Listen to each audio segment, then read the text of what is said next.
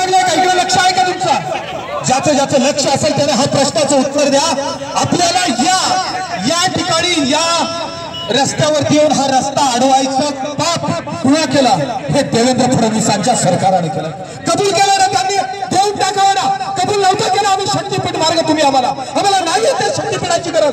कबूल जे केलं तुम्ही देत नाही आणि म्हणून आम्ही या ठिकाणी येतो। अनेक जण बोलतात की शेतकऱ्यांना कर्जमाफी का म्हणून द्यायची, शेतकऱ्यांना लुटता म्हणून कर्जमाफी द्यायची। याच भागातलं एकच उदाहरण देतो। कांद्याचं काय, कांद्याचे बाजारभाव 22-23 रुपये कांद्याचे बाजारभाव मागच्या महिन्यात चालू होते। खंडू चालू होते का नव्हते?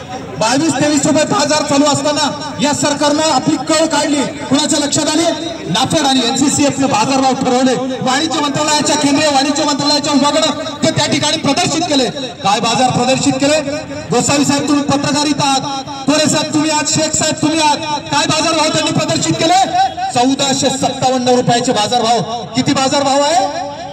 एका बाजूला 2200 रुपये होलसेल मार्केटमध्ये बाजारभाव आहे, एका बाजूला 1457 गेल्या एवढ्या मोठ्या समुदायाचं त्या ठिकाणी असलेलं योगदान लक्षात न घेतल्यामुळं आज तागायत आत्महत्या चालू आणि त्याची चेष्टा चालू। याच कृषी उत्पन्न बाजार समितीचे तत्कालीन भाजपचे स्टार प्रचारक आताचे विद्यमान मुख्यमंत्री देवेंद्र फडणवीस सगळ्या पत्रकारांना तो टून आठवत असेल। काय बोलले की शेतकऱ्यांना तुम्ही इथला लोकप्रतिनिधी सगळ्यात जास्त मताने आम्हाला निवडून द्या, तुम्हाला आम्ही त्या ठिकाणी 7-12 कोरा सरसकट कर्जमाफी देऊ असं बोलले होते। बोलले होते का नाही? ते बोलले इथंच बोलले नाही, जिथे जिथे सहानुभूतीनं त्या ठिकाणी आशाभूत नजरेने शेतकरी यांच्या सभांकडे पाहतो त्या प्रत्येक सभेमध्ये बोलले, प्रत्येकाला उद्देशून बोलले, प्रत्येक टीव्ही चॅनेलवर आलं, प्रत्येक पेपरात आलं 7-12 कोरा। त्यांची ही विद्वत्ता कुठे गेली?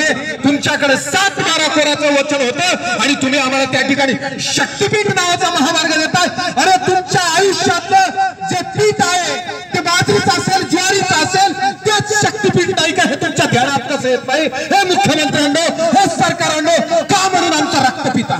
महात्मा ज्योतिबा फुलेंनी आशीर्वाद लिहून ठेवलंय की तुम्ही कलम कसाई आहात आणि खरंच ते कलम कसाई आहे।